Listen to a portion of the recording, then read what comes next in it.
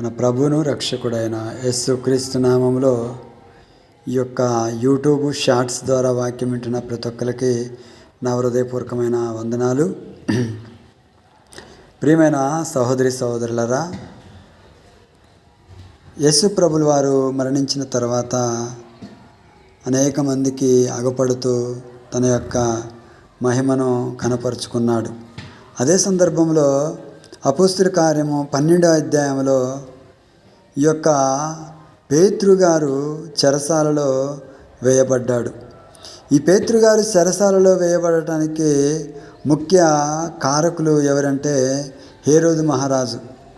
ఈ యొక్క హేరోదు మహారాజు పేతురు గారిని చెరసాలలో బంధించి ఇక తెల్లారితే ఆ యొక్క పేతురు గారిని హేరోదు ముందు నిలబెట్టాలి.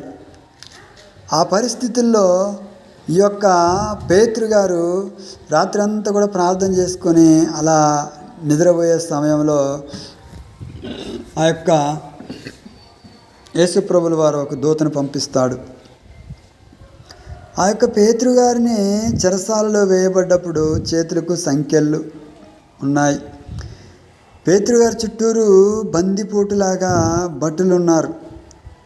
ఆ బందిపోటులాగా భటులుండి ఆ పేతురు గారిను కాపాడుకుంటూ ఉన్నారు. ఆ సందర్భంలో యేసు ప్రభుల వారు ఏ విధంగానైతే ఒక దేవదూతను పంపించి పేతురు గారిని తట్టి లేపినప్పుడు పేతురు గారు లేచి తన చేతులకు ఉన్న సంకెళ్ళు ఊడిపోయినాయి.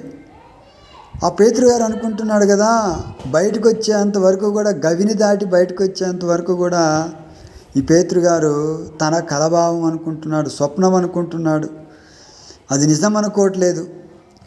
బయటకు వచ్చి ఆ దేవదూత అదృశ్యమైపోయి ఆ పేతురు గారు అక్కడే నిలబడ్డప్పుడు అతను తేరుకొని, ఓహో, యేసు ప్రభుల వారు నన్ను బయటికి తీసుకొని రావడానికి ఒక దేవదూతను పంపించినాడా అని మరలా ఆ యొక్క నిద్రమబ్బులో నుంచి తేరుకొని అలా వెళ్ళిపోతున్నాడు. ఆ వెళ్ళిపోయినప్పుడు ఆయన కొరకు సంఘమంతా ప్రార్థన చేస్తుంది. ఎక్కడ ఒక ఇంట్లో కూడుకొని పేతురు గారి కొరకు సంఘం ప్రార్థన చేస్తుంది. సంఘం ప్రార్థన చేసినప్పుడు పేతురు గారు సరాసరి ఆ గృహానికి వెళ్ళి తలుపు తట్టినప్పుడు ఇక్కడ సంఘం అయితే అత్యాశక్తితో ప్రార్థన చేస్తుంది. అత్యాశక్తితో చేస్తున్న ఆ ప్రార్థన పేతురు గారి మాటలు వినట్లేదు. కానీ ఒక చిన్నది మాత్రం, రోదే అనే ఒక చిన్నది మాత్రం ఆ యొక్క స్వరాన్ని విని వారితో చెప్తున్నది పేతురు గారు వచ్చినాడు అని. కానీ వారైతే నమ్మట్లేదు. కానీ తర్వాత